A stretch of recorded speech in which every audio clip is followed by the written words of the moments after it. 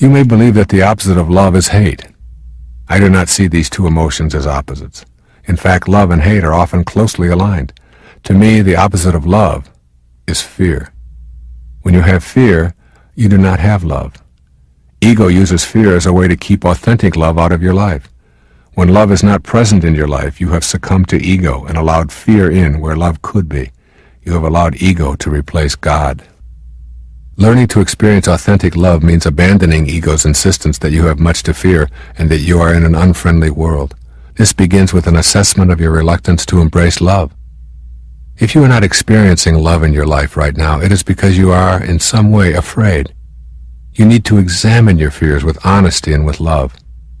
When you do, you will transform your fears into love.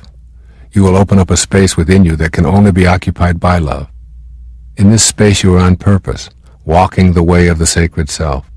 But first, you must see how you substitute fear for love. Your ego steadfastly promotes fear because it fears authentic love itself. This false self helps you convince yourself that you are in some way incomplete. That is the source of all fear. Afraid of having your emptiness, your incompleteness exposed, you expend a lot of energy creating a false image of happiness. The fear about exposing the emptiness keeps you seeking relationships that ego tells you will satisfy the longing within you. What happens is that you enter a relationship starved for the love that is your higher self. Your inner hunger is masked, pretending to be something else. No wonder so many people repeatedly think they have found love and repeatedly declare they've lost it. How different it is when you can notice the inner emptiness and think, what's not to like? This longing is part of being human and knowing love. Then you will let ego know that fear is not your choice. Love is your choice. Just imagine how our system might be if people knew they were already complete. What would you need to purchase? What would you need to have to own? Who would you have to impress? Who would you need to have on your arm? The answers give you an idea of how much we rely on the fear that we are incomplete and unacceptable as we are, and how unaware we are of our divine connection. The fear that is a substitute for love is simply a fear of being unacceptable.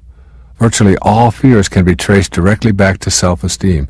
If you love yourself, you will be able to transform your fears with love rather than allow them to direct your life.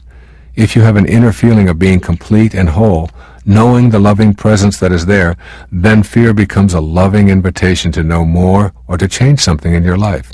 Fear will no longer threaten you as it did when you were unacquainted with your higher self. The inability to rely on the love that is our very essence shows up in many forms. Your ego wants you to believe that you are unacceptable and will gleefully assist you in creating an image to prove that it is so. Manifestations like obesity and personal slovenliness and eating disorders often are the fear-based projection of yourself. Ego can influence you to shun all efforts to be loved by others by refusing to allow the risk of an intimate encounter or the development of an intimate relationship. Ego often makes you selfishly pursue your own goals at others' expenses. You engage in perpetual conversation about yourself. We often use economic, social, and other types of excuses to defend behavior that does not extend love. For instance, you might excuse unloving or inconsiderate behavior because it's only my job, or because everyone else does it. Expressions of disgust or rudeness towards others are based on ego. They are heard in stores, on freeways, in offices, at airports, in restaurants, any place you are in your daily life.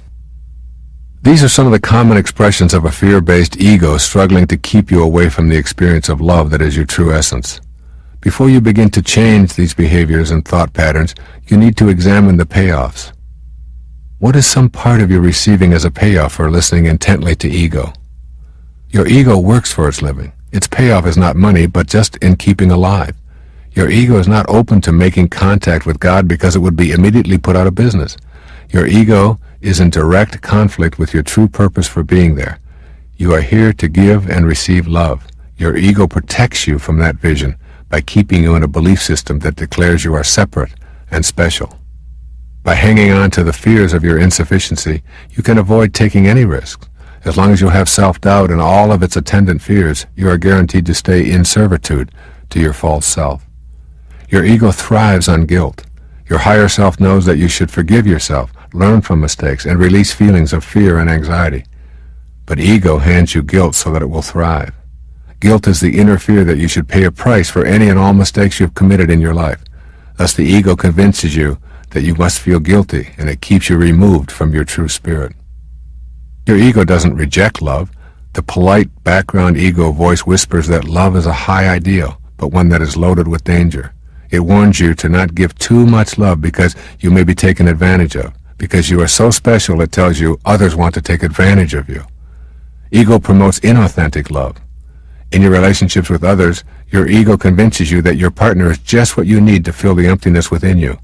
This is a great ruse that will forever keep you from knowing love and peace. Make a copy of this passage from Walt Whitman's Leaves of Grass. Tape it to your mirror and read it every morning. It will help stimulate the inner opening to the love you seek and dissolve fears if you are willing to do what the poet suggests. He says, "I exist as I am, that is enough. If no other in the world be aware, I sit content. And if each and all be aware, I sit content. One world is aware, and by far the largest to me, and that is myself. And whether I come to my own today or in 10,000 or 10 million years, I can cheerfully take it now, or with equal cheerfulness, I can wait." Remind yourself that God created you in perfect love, that is changeless and eternal. As you recognize and affirm this aloud each day, you will lose your fear of inadequacy and incompleteness. Constantly recalling the affirmation of being a creation of God beyond the world of the manifest will chase the fears away. Forgive yourself and welcome love back into your life.